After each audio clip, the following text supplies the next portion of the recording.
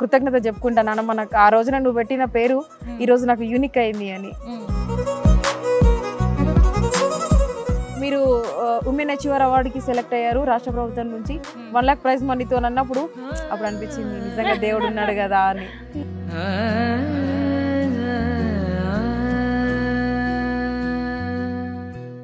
Suman TV viewers కి అందరికీ దండాలు. మీ అందరికీ కూడా హ్యాపీ విమెన్స్ డే. ఇక విమెన్స్ డే సందర్భంగా మీ అందరికీ ఒక విమెన్ లెజెండ్ ని పరిచయం చేయడానికి నేను కామారెడ్డి దాకా వచ్చేసినులా. సో ఒక్కసారి ఆ విమెన్ లెజెండ్ ఎవరో మీకు చూపిస్తా, తనతో కూడా ముచ్చట్లు పెడదాం పదండి.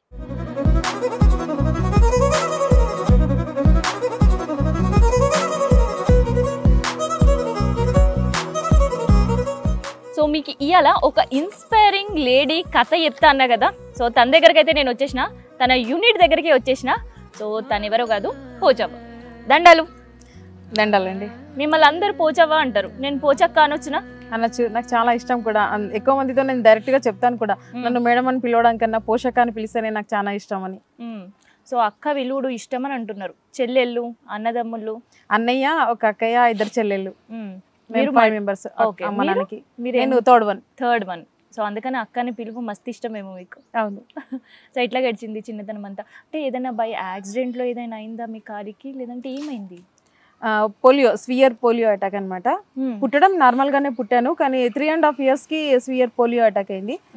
అది నేను పుట్టడం అనేది దోమకొండ సంస్థానం అని ఉంటుంది ఈ జిల్లాలోనే, ఇక్కడికి ఒక 20 kilometers లో ఉంటుంది.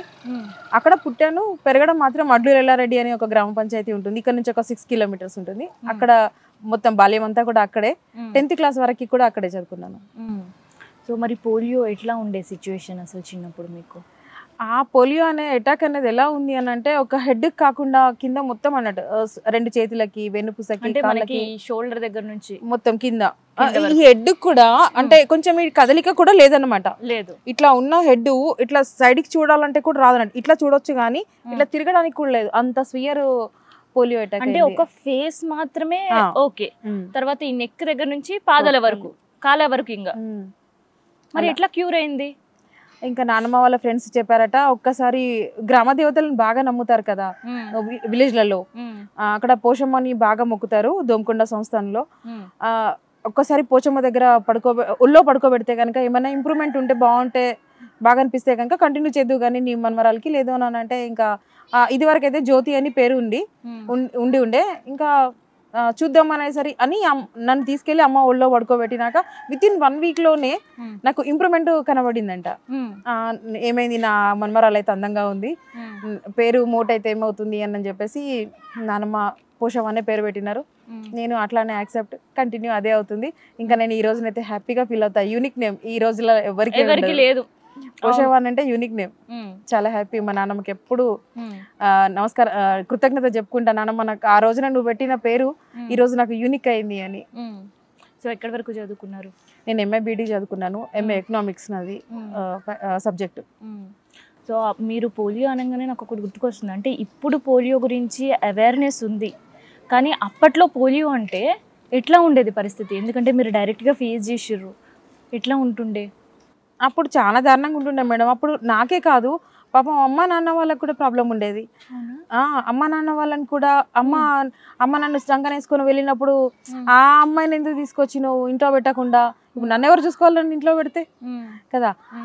అమ్మ తీసుకొని బయటకు వచ్చినా కానీ అమ్మని అట్లా అనడం, నాన్నని నన్ను అప్పట్లో నేను చిన్నతనంలో, ఇప్పుడు నాకు 40+, చిన్నతనంలో సైకిల్ కదా, సైకిల్ మనకు అప్పుడు వెహికల్ అనేది, సైకిల్ మీద పెట్టుకొని తీసుకొని వెళ్ళాలి అని అంటే నాన్నకు వచ్చే రిస్కే. అందరైతే చిన్నగా నడుచుకుంటూ వెళ్ళేవాళ్ళు కానీ నాకు నడవడం రాదు కదా, దాని మీద పెట్టుకొని వెళ్ళాలి అన్నప్పుడు ఇంట్లోనే పెడితే బెటర్ కదా, ఎందుకు అమ్మాయిని అట్లా తీసుకొస్తుంటారు అని అన్నట్టు ఏ భావం అనేది వాళ్ళకు కూడా కొంచెం ఇబ్బందిగా ఉంటే ఇంకా నన్ను బయటికి తీసుకెళ్లడం కూడా మానేసిండ్రు. నేను కూడా వాళ్ళన్ని మాటలు విన్నప్పుడు నేను కూడా రావడానికి ఇష్టపడలేదు, లోపలే ఉన్నా. 10th class వరకు కూడా స్కూల్కి వెళ్ళాలి, వచ్చి ఇంట్లోనే ఉండాలి. ఎందుకు అని అంటే బయటకు వెళ్తే ఎక్కడ ఏ ఇంటికి వెళ్ళినా, ఏ గల్లీకి వెళ్ళినా ఏదో ఒకసారి ఖచ్చితంగా ఆ కుంటామేనా ఈ మాట వచ్చేది. వద్దు, నాకు ఆ మాట వినదలుచుకోలేదు. అది వినగానే కళ్ళలోకి నీళ్ళు వచ్చేస్తాయి, గుండెలో ఏదో పిండి నన్ను బాధ అని వెళ్ళేదని కాదు. ఫ్రెండ్స్ ఎట్లా ఉండేవాళ్ళు? టెన్త్ క్లాస్ వరకు ఉన్న ఆ ఫ్రెండ్స్ ఇప్పటికీ ఫ్రెండ్స్ గానే ఉన్నారు. ఇప్పటికీ కూడా మేము పలకరించుకుంటాం, గెట్ టుగెదర్ ప్రోగ్రామ్స్ అవి చేసుకుంటాం. ఆప్తులుగా ఉండేటోళ్ళు, మిమ్మల్ని అర్థం చేసుకునేటోళ్ళు. అవును. సో మరి కెరియర్, ఇప్పుడు మంచి చదువులు చదివిన తర్వాత ఎవరికైనా ఉద్యోగం చేయాలని ఉంటుంది. ఇక అమ్మాయిలకైతే ఖచ్చితంగా వాళ్ళకి అది డ్రీమ్ లా ఉంటుంది. మనం చదువు కంప్లీట్ చేసినామా అందరితో సమానంగా మనం కూడా ఉద్యోగానికి వెళ్ళాలి అని. సో మీకు కూడా ఉండేదా ఆ కోరిక? జాబ్ చేయాలనే కదా మేడం నేను ఎంఏ బీడీ వరకు చదివిన పీజీ అవ్వగానే 6 monthsకి ఉపాధి హామీ ఇదేంటి డ్వాక్రా గ్రూప్స్ స్ట్రెంథనింగ్ కోసం అని చెప్పేసి జాబ్స్ పడి ఉండే. రాయగానే ఫస్ట్ అటెంప్ట్లోనే నేను సెలెక్ట్ అయ్యాను. గ్రూప్స్ స్ట్రెంథనింగ్ జాబ్ సిసి అని కమ్యూనిటీ కోఆర్డినేటర్ అని జాబ్లో సెలెక్ట్ అయ్యాను. చేసిన 1 year కంప్లీట్ అవుతున్న మూమెంట్లోనే మ్యారేజ్. ఈ మ్యారేజ్ అయ్యి ఒక బాబు పుడుతున్న సమయంలో మళ్ళీ ఉపాధి హామీ అని కొత్త ప్రోగ్రామ్ వచ్చింది 2005లో. అప్పుడు బాబు పుట్టినాడు, అప్పుడే అడిషనల్ ప్రోగ్రామ్ ఆఫీసర్గా మళ్ళీ జాబ్ వచ్చింది. ఓకే. సో బయట ఎక్కడ ప్రైవేట్ కంపెనీస్కి ఎప్పుడు మీరు రెజ్యూమ్ పట్టుకొని పోయిన సందర్భాలు లేవు? లేదు మేడం, లేదు. పీజీ కంప్లీట్ అయినాక అట్లాంటిది ఏం లేదు. 2009 వచ్చేసరికి కవల పిల్లలు నాకు ప్రెగ్నెన్సీ అని కన్ఫర్మ్ అయింది, కవల పిల్లలు ఉన్నారని కూడా కన్ఫర్మ్ అయింది. ఆ మూమెంట్లో నేను బీఈడి కూడా కంప్లీట్ చేసుకున్నాను. చాలా గ్రేట్ అసలు. సో మరి జాబ్ అన్ని క్విట్ చేసి నేను ఒక బిజినెస్లోకి దిగాలి అనే ఆలోచన ఎందుకు వచ్చింది? ఎందుకంటే అక్కడ ఉండే అట్మాస్ఫియర్ మనని కావచ్చు, ఏదో ఒక డిస్టర్బెన్స్ ఉంటే తప్ప త్వరగా అట్లాంటి డెసిషన్ తీసుకోరు, లేదంటే జాబ్ బోర్ కొట్ట. అసలు ఎందుకు జాబ్ క్విట్ చేయాల్సిన సందర్భాలు వచ్చింది మీకు? కరెక్ట్ చెప్పాలంటే మేడం, నాకు టీచర్ అవ్వాలి అనేది ఉండే. టీచర్ చదవాలి అంటే ఆ జాబ్లో ఉన్నప్పుడు చదవడానికి కుదరలేదు ఒకటి. అదే మూమెంట్లో గ్రూప్ 2 పడింది. నాన్నగారు ఎప్పుడు అంటుండే మంచి హై పొజిషన్లో నువ్వు చదువుకున్న చదువుకి హై పొజిషన్లో ఉండాలి అని చెప్పి అనేవాళ్ళు అనమాట. అట్లా అన్న క్రమంలో అదే మూమెంట్లో గ్రూప్ 2 పడింది కదా, గ్రూప్ 2 కూడా నేను ప్రిపేర్ అవ్వచ్చు, ఈ జాబ్లో ఉంటే మాత్రం నేను కాను, గెటాన్ అవ్వలేను అన్న ఒక ఆలోచన ఉండే. తర్వాత ఆ ఉపాధి హామీలో ఎట్లా ఉంటుందంటే వర్క్ సైట్ కంపల్సరీ వెళ్ళాలి మేడం. వర్క్ సైట్ వెళ్ళాలంటే నాకు నడవడం ప్రాబ్లం, ప్రతి సైట్ విజిట్ చేయడం అంటే నాతో అస్సలు కాదు. మగవాళ్ళే కరెక్ట్గా వెళ్ళడానికి కొన్ని ప్లేసెస్ కరెక్ట్గా ఉండవు. అట్లాంటిది ఆడపిల్లగా నేనైతే వెళ్ళలేను. దట్టు పోలియో హ్యాండిక్యాప్డ్ పెట్టుకొని ఇంకా నడవడం కష్టం అని చెప్పేసి వద్దులే, ఇది పర్మనెంట్ జాబ్ కూడా కాదు, కాంట్రాక్ట్ బేస్. కష్టం అని అనుకున్నారంటే ఎప్పుడైనా ఏదన్నా ఇన్సిడెంట్ మీకు అట్లా ఎదురైందా ఇబ్బంది పడేటట్టు? వర్క్ మోడ్లో చాలా సార్లు అనిపించింది. అందుకే నేను అది 40+ శాలరీ ఉన్నా వదిలేసుకొని వచ్చేసింది. ఇబ్బంది పడ్డారు చాలా ఉద్యోగం చేసే టైంలో కూడా? అంటే కోలీగ్స్ తోట లేదంటే వర్క్ మోడ్లోనా? కరెక్ట్ చెప్పాలంటే ఆఫీస్ స్టాఫ్తో, మా కొలీగ్స్తో ప్రాబ్లం లేదు, ఆఫీస్ స్టాఫ్ వాళ్ళతోనే ప్రాబ్లం ఉండే. హెడ్ ఆఫీస్ ఉంటుంది కదా, హెడ్ ఆఫీస్ వాళ్ళతో ఇబ్బంది ఉండేది. అంటే వర్క్ టార్గెట్సా లేదంటే ఇబ్బంది? వర్క్ టార్గెట్సే. వర్క్ టార్గెట్స్ ఇచ్చేది. సో కన్సిడర్ చేసేవాళ్ళ అంటే నాకు ఇట్లా ఉంది కదా కొంత అని, వర్క్ స్టేషన్స్ దగ్గర కావచ్చు, అక్కడ మీ హెడ్ ఆఫీస్ దగ్గర కొంత కన్సిడర్ లేదు. శాలరీ ఏమైనా తక్కువ తీసుకుంటున్నాను, ఈక్వలే కదా, వాళ్ళు ఎట్లా తీసుకుంటున్నారు అంతే తీసుకుంటున్నారు కదా మీరు కూడా, అప్పుడు ఎందుకు మీరు ఈక్వల్ చేయలేరు? మీరు చేసేది చేతులతో మీ హెడ్తోనే, మీరేం నడవడము మోయడం కాదు కదా. అది నచ్చలేదు, వాళ్ళు అలా మాట్లాడడం అనేది నాకు నచ్చలేదు, పెయిన్ఫుల్గా అనిపించింది.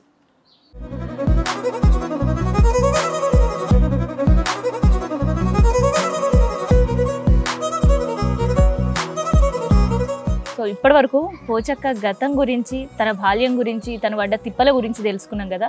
అసలు ఇంతకీ నేను ఇన్స్పైరింగ్ ఎందుకు పోచక్క అన్న కదా, ఇప్పుడు చూద్దాం, ఇప్పుడు తెప్పిస్తాను నేను కూడా. సో చాలా ఇన్స్పైరింగ్ అన్నారు. అసలు ఇప్పటివరకు ఆవు పేడతో ప్రోడక్ట్స్ అంటే మనకి పిడకలు తప్ప ఇంకేం తెలియదు. ఊర్లలో అయితే పిడకలు చేస్తారు, పొయ్యిలో పెడతారు, అంతే తెలుసు. కానీ ఈ కౌ డౌన్ ప్రోడక్ట్స్ చేయాలనే ఆలోచన ఎట్లా వచ్చింది అసలు మీకు? నేను చేస్తున్న వర్క్, నేను ఆల్రెడీ 2018లో 2012 వరకు 14 వరకు నేను జాబ్ చేసిన మేడం. 14లో నేను జాబ్ వదిలేసినాక ఫైనాన్షియల్ ప్రాబ్లమ్ స్టార్ట్ అయినాక సెల్ఫ్గా నాకు నేనుగా ఒక వర్క్ చేయాలి అనిపించింది. ఆ వర్క్ ఎలా ఉండాలంటే ఎన్విరాన్మెంట్ సేవ్ అయి ఉండాలి అనేది ఒక ఆలోచన వచ్చింది. ప్రకృతిని ఖచ్చితంగా పరిరక్షించాలా. ప్రతి ఒక్కరు నాకు ఎందుకులే అనుకుంటూ పోతే ఇంకా అంతా వినాశనమే చూస్తామేమో అనేది ఒక భయమైంది.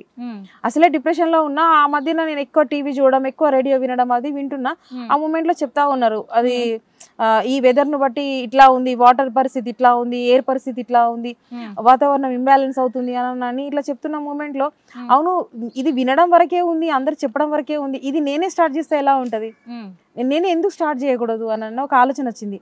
ఆ ఆలోచన వచ్చి నేను starting Surf, Sabena, phenyl, floor cleaner అని ఒక 4 ఐటమ్స్ నేర్చుకుంటానని అప్పుడు కలెక్టర్ కొత్తగా మన కామారెడ్డి బైఫర్కేషన్లో నిజామాబాద్ నుంచి జిల్లాగా మారింది. ఆ మూమెంట్లో డాక్టర్ సత్యనారాయణ అని కలెక్టర్ గారు వచ్చారు. నేను సార్ ముందర పెట్టాను, నేను నేర్చుకుంటాను సార్, నేను నేర్చుకొని నేను హెడ్గా ఉండి మన కింద నాలాగా ఉన్న వాళ్ళకి కూడా నేను సెల్ఫ్ ఎంప్లాయ్మెంట్ చూపించడానికి నేను రెడీగా ఉన్నాను అన్నప్పుడు సార్ కూడా కోఆపరేట్ చేస్తున్నారు, నేను నేర్చుకోవడానికి కోఆపరేట్ చేస్తున్నారు, తర్వాత నేర్చుకొని వచ్చిన తర్వాత కూడా కోఆపరేట్ చేస్తున్నారు. అయితే ఇప్పుడు మీరు నాకు సర్ఫ్, సబీనా ఇవన్నీ చెప్పారు కదా, సో అవన్నీ కూడా కెమికల్సే. అవును, ఎన్విరాన్మెంట్ ఫ్రెండ్లీ అవేమి కూడా కాదు. సో అట్లా స్టార్ట్ చేసారు బిజినెస్ ఐడియా అనేది. తొలుత ఏదో ఒకటి సెల్ఫ్ ఎంప్లాయ్మెంట్ తీసుకోవాలని ఫస్ట్ అయితే సెల్ఫ్ గా ఎంప్లాయ్మెంట్ అవ్వాలి అనేది. సో సెల్ఫ్ గా ఎంప్లాయ్మెంట్ కావాలి అనే ఆలోచన బలంగా వచ్చిందంటే ఉద్యోగం మానేసిన తర్వాత ఎట్లుండే ఫైనాన్షియల్ పరిస్థితి? ఎందుకంటే అప్పటికే మీకు పెళ్ళైంది, పిల్లలు కూడా ఉన్నారు. ఎట్లుండే నాకు అప్పుడు? దారుణంగా. ఒక్క రోజునైతే మేము కంట్రోల్ బియ్యం కూడా కొనుక్కొని తినే పరిస్థితిలో లేకుండే. అవునా? ఒక రోజు ఆ స్థితికి వచ్చేసింది మా ఇల్లు. అంటే మా సార్కి నన్ను చూసుకోవడం, పిల్లల్ని చూసుకోవడం, ఇల్లుని చూసుకోవడమే సరిపోతుంది. నేను జాబ్ చేసేదాన్ని, క్వైట్ అపోజిట్ అనమాట. అందరి ఇళ్లలో వైఫ్ ఇంట్లో ఇల్లు చూసుకుంటే చక్కబెట్టుకుంటుంటే హస్బెండ్ డబ్బులు అంటే డ్యూటీ చేసి ఇల్లు గడుచుకోవాలి. కానీ మా ఇల్లు క్వైట్ అపోజిట్. తను ఇల్లు చూసుకోవాలి, నేను జాబ్ చేయాలి. ఇప్పుడు ఉన్న జాబ్ కూడా నేను చేయట్లేదు. ఇంకా ఇంట్లో తినడం చాలా కష్టంగా ఉండే. ఆ సిచ్యువేషన్ లో అసలు ఒక రోజున కంట్రోల్ బియ్యం అంటే ఎంత ఉంటాయి రేటు, 10 రూపీస్. ఆ 10 రూపీస్ బియ్యం కొనుక్కొని తినే సిచ్యువేషన్ కూడా లేకుండే. ఇంకా అప్పుడు అనుకున్నాం అనమాట, ఫ్యామిలీ టోటల్ గా సూసైడ్ చేసుకుంటే సరిపోతుంది, ఎందుకు వచ్చిన గొడవ అని చెప్పేసి ఆ సిచ్యువేషన్ కి వచ్చేసినాం. ఆల్రెడీ డిప్రెషన్ కి వెళ్ళిపోయినాం. ఎందుకంటే అంటే మీకు ఇంతమంది తెలుసు కదా, ఎవరినైనా అరువైనా అడుకోవచ్చు కదా, అప్పైనా చేసుకోవచ్చు కదా. అప్పటి వరకు నాకు అట్లా అలవాట్లు అంటే ఎవరిని అడగలేదు. అప్పటి వరకు నేను ఎవరితో అట్లా సిచ్యువేషన్ రాలేదు. చెల్లి అందరు ఉన్నారు కదా మీకు. కానీ మేడం ఇక్కడ ఒకటి చెప్పాలి, ప్రాబ్లం వచ్చినప్పుడు మాత్రం అక్క, చెల్లి, అన్న, నాన్న ఎవ్వరూ కారు మేడం. అది నేను ప్రత్యక్షంగా అనుభవించాను. కాదు ఎందుకనంటే అప్పటికి అంటే నాకు మ్యారేజ్ అయ్యాక ముందే అమ్మ చనిపోయినారు. అయ్యో. నాన్న చనిపోయినాక ఒక 2 months ఏమో జాబ్ పోయింది.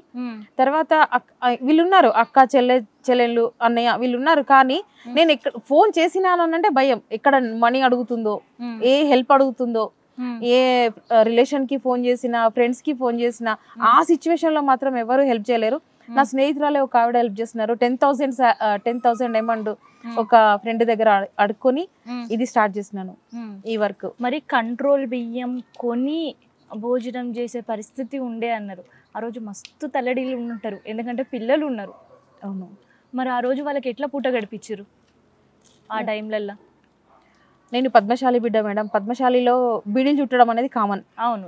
ఆ సిచ్యువేషన్ లో ప్రజెంట్ నాకు కనబడుతున్న డబ్బు ఎర్న్ చేయాలి అని అంటే అదొకటి తప్ప నాకు ఇంకోటి కనబడలేదు. ఒక 2-3 months కంటిన్యూగా బీడీలే చుట్టిన. నెలకి ఒక 2,000, 1,800, 1,900 అట్లా వచ్చినాయి. అసలు నేను నిన్న వరకు చేసిన జాబ్ ఏంటి, నేను చదువుకున్న చదువు ఏంటి, నేను ఇట్లా బిడీలు చుట్టుకొని ఉండడం ఏంటి అన్న చేసుకుంటూ చుడుతూనే ఆలోచించేదాన్ని.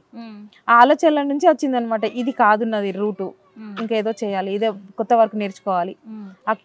బీడీల సుట్టిల దగ్గర నుంచి మీరు సర్ఫ్ సబీనా దగ్గరకు వచ్చింది మీ జర్నీ. అంతే. మరి సర్ఫ్ సబీనా దగ్గరికి వెళ్ళి కౌడంగ్ ప్రొడక్ట్స్ వరకు ఎట్లా వచ్చింది? కరోనా నేర్పించిన గుణపాఠం. కరోనా మూమెంట్ లో మనకి ఏ ప్రోడక్ట్ బయటికి వెళ్ళట్లేదు. ఒకరు చూసుకోవాలనే భయపడ్డాం. అప్పుడు నేను చేసిన ఈ Surf, Sabena, phenyl, floor cleaner ఈ 4 ఐటమ్స్ కూడా హాస్టల్ కి, హాస్పిటల్స్ కి, హోటల్స్ కి ఈ 3 వెళ్ళేవి. అది మా కలెక్టర్ గారి సపోర్ట్ తోనే. ఆ మూమెంట్ లో ఈ 3 క్లోజ్ ఉన్నాయి. కరోనా మూమెంట్ లో ఆ 3 క్లోజ్ ఉన్నప్పుడు నా ప్రోడక్ట్ అక్కడికి వెళ్ళదు. అప్పుడు మేము మార్కెట్ ఎలా చేస్తాం? చేయలేం. ఇంకా ఏం చేయాలి, దీనికి ఆల్టర్నేట్ ఇంకోటి చేయాలి, ఏదో ఒకటి చేయాలి అని ఆలోచిస్తున్న మూమెంట్ లో కౌడంగుతో కూడా ఇలా చేస్తున్నారు. మేడ్చల్ విలేజ్ లో, మేడ్చల్లో ఒక గోశాలలో కౌడంగుతో గణేశం చేస్తున్నారు అని చెప్పేసి విన్నాను. వినగానే ఈరోజు తెలిసింది, రేపే వెళ్ళిపోయి నేర్చుకున్నాను. హార్డ్లీ రంజాన్ మూమెంట్ లో ఉన్న హీట్ లో వాళ్ళు ఒక 15 గణేశాలను తీస్తున్నారు.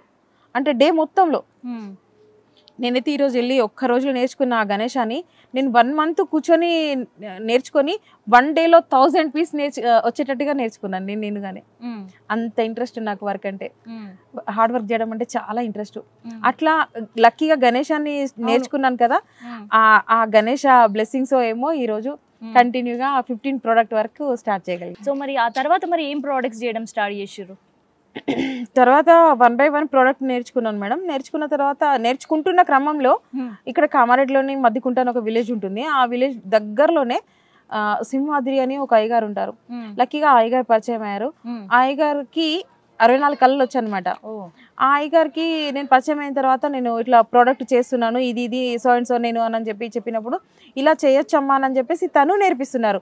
ధూప్ స్టిక్, ప్రమిద, యజ్ఞగుండం, యజ్ఞం పొడి, ఇంకా ప్రమిద, దశంకం, ఇవన్నీ కూడా కుంకుమ తయారు చేయడం, ఇవన్నీ కూడా అయ్యగారే నాకు 1 by 1 ఇంట్రడ్యూస్ చేస్తున్నారు అనమాట.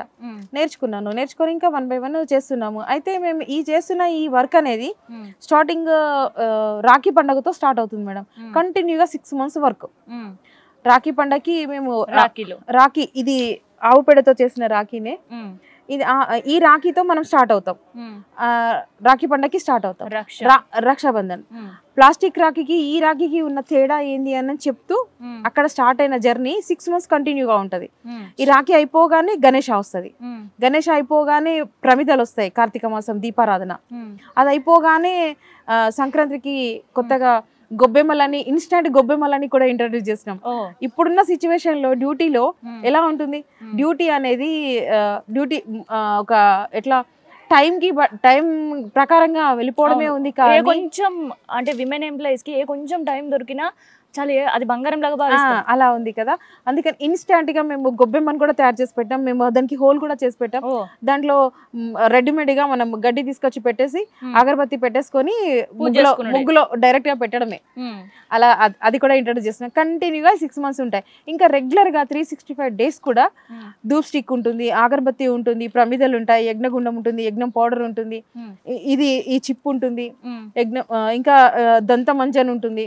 ఇట్లా 1 by 1 ప్రోడక్ట్ ఇట్లా కంటిన్యూగా 365 days ఉంటాయి మేడం. సో ఒక్కసారి బిజినెస్ స్టార్ట్ చేసారు కానీ ఆ సంతోషం మీ మొహంలో కనిపిస్తుంది. కొత్త ప్రోడక్ట్స్ ఇంట్రడ్యూస్ చేయడం, కొత్త ప్రోడక్ట్స్ నేర్చుకొని దాని అవుట్పుట్ చూడడం ఎట్లా వచ్చిందనేది చాలా సంతోషంగా కనిపిస్తున్నారు.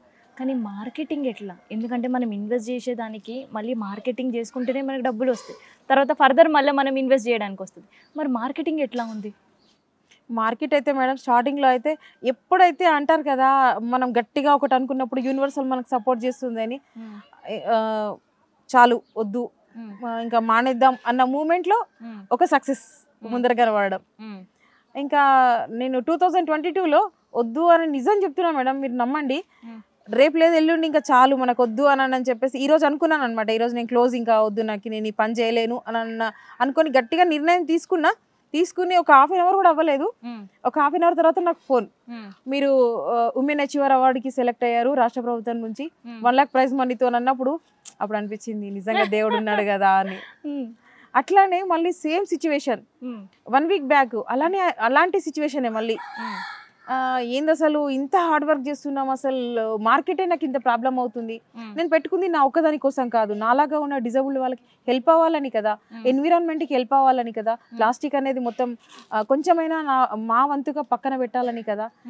ఎందుకు ఇట్లా అవుతుంది అని అన్న మూమెంట్లో 1 by 1 ఇప్పుడు మీరు రావడం, మీరు అంటే ఇప్పుడు మీ ద్వారా ఇంటర్వ్యూలో కొన్ని లక్షల మంది, కొన్ని కోట్ల మంది చూస్తుంటారు. చూడాలి మీ ప్రోడక్ట్స్ కూడా కొనాలని నేను మనస్ఫూర్తిగా కోరుకుంటున్నాను మీరు పడ్డ కష్టానికి. అట్లా మేడం. అందుకని అయితే మీరు కంట్రోల్ బియ్యం 10 రూపాయలు పెట్టి కంట్రోల్ బియ్యం కొనలేని పరిస్థితులకు వెళ్ళి ఇవాళ ఇప్పుడు ఒక విమెన్గా, ఒక బిజినెస్ విమెన్గా మా కళ్ళ ముందు కానొస్తున్నారు. సో ఇప్పుడు ఎట్లా ఉంది మీ టర్న్ ఓవర్, ఎట్లా ఉంది? సో ఆర్థికంగా అన్ని కష్టాలు పోయినట్టేనా ఇప్పుడు? టోటల్గా పోయినట్టే మేడం, అన్ని రకాలుగా. ఇప్పుడు ఎట్లా ఉంది మరి మీకు టర్న్ ఓవర్ ఎంత ఉంటుంది? అంటే ఒక నెలకు వచ్చి ఇప్పుడు మా పార్ట్నర్కి నాకు ఒక 10,000 అట్లా మిగులుతుంది. అంటే ఖర్చులు అన్నీ పోను, బెటర్. ఎక్కడక్కడ ఖర్చులు పోను, డ్రా మెటీరియల్ మేము వర్క్ చేయించుకున్న ఈ లేబర్కి అదంతా పోను. ఇద్దరికి కలిపి ఎవరిది వాళ్ళకు 10,000 అంటే బెటర్ మేడం. అంటే లాస్ట్ ఇయర్కి ఈ ఇయర్కి మాకు బెటరే కదా. మాకు సొంతగా అంటే ఇది వరకు అయితే మాకు ఖాళీ పెట్రోల్ ఖర్చులు అవే సెట్ అయ్యేవి, ఇప్పుడైతే బెటర్గా ఉంది. ఓకే. సుశీర్ గారులా అన్ని అవయవాలు సక్కంగా ఉన్నా కూడా పని చేయడానికి మస్తు బద్దకిస్తాం. ఇవాళ కాదు రేపు డ్యూటీ ఎక్కుతాం, రేపు కాదు ఎల్లుండి డ్యూటీ ఎక్కుతాం, మన కళ్ళ ముందు ఉద్యోగాలు వచ్చినా చేయకపోవడం, ఒక బిజినెస్ పెట్టిస్తా అమ్మాయి అన్న కానీ పోకపోవడం, ఇంత బద్దకిస్తుంటారు. కాకపోతే చూస్తున్నారు కదా, డిజేబుల్ ఉండి తన కాళ్ళ మీద తను నించోవడంతో పాటు మిగతా వాళ్ళకు కూడా ఒక ఉపాధి కల్పిస్తుంది. తన జీవితం అందరికీ ఆదర్శప్రాయమే. సో ఒక్కసారి పోచక్క యూనిట్ కూడా పోదాం. యూనిట్లో ఏమేమి వస్తువులు తయారు చేసారు, వాటి కాస్ట్ ఎంత, ఈ ముచ్చట్లు కూడా మనం తెలుసుకుందాం.